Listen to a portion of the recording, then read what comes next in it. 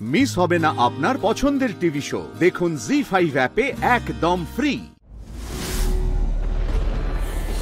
আরে এত বড় অমঙ্গল হয়ে গেল, তা সত্ত্বেও সবাই শান্ত হয়ে আছে।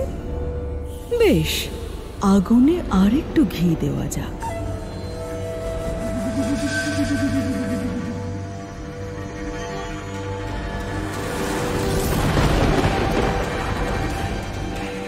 সাথী, চোখ খোলো। সাথী, পুরোহিত মশাই, খুব বড় অমঙ্গল হয়ে গেল তো এটা।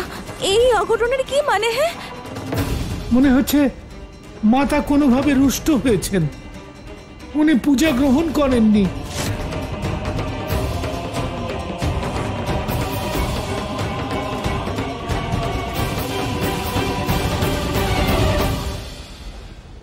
রাম রাম রাম রাম রাম, হে ভগবান, আজ তো অনর্থ হয়ে গেল।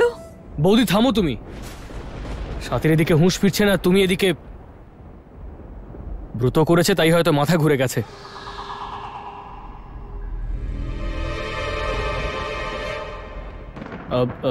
মা, তুমি একবার ডাক্তার ম্যাডামকে ফোন করো তো।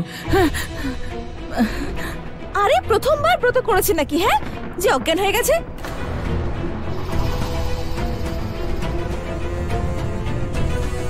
হে মাতা, আমার যদি কোনো ভুল হয়ে থাকে আমাকে ক্ষমা করে দিন, ক্ষমা করে দিন মাতা, আমি তো অবোধ। এই পুরোহিত দেবী সন্তোষীর কাছে ক্ষমা চাইছে। ও তো জানে না যে দেবী দেবতাদের ক্রোধ এত সহজে শান্ত হয় না।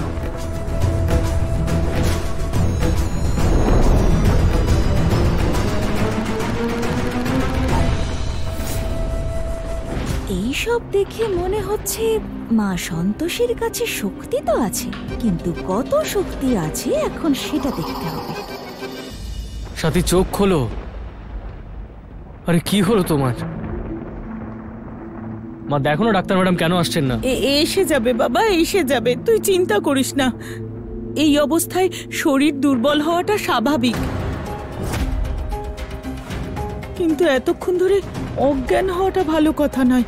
তবে আমি ওকে ফল দিয়েছি জল খাবারে। হ্যাঁ, এই অবস্থা মানেটা কি? কে জানে কুন্তী দেবী কি বলতে চাইছেন। মা আবার সাথীর মা হবার কথাটা কাউকে না বলে ফেলে।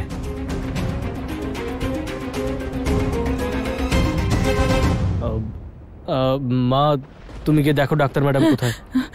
আমি দেখছি। সাথী,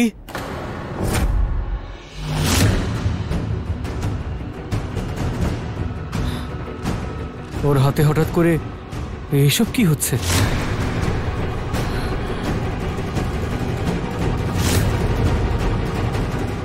সাথী, এসব কি হচ্ছে? আমি এক্ষুনি ডাক্তার ম্যাডামকে ডাকছি। হ্যাঁ, ওই যে ডাক্তার ম্যাডাম এসে গেছেন। আসুন আসুন ম্যাডাম। দেখুন না, তখন থেকে অজ্ঞান হয়ে আছে। দেখি, আপনি চিন্তা করবেন না, আমি দেখছি। এই সন্তোষী মা, এত বছর পরে আমার সংসারে খুশি ফিরে আসছে। সাথীর গর্ভে আমার বংশধর বড় হচ্ছে, ওকে রক্ষা করবেন মা।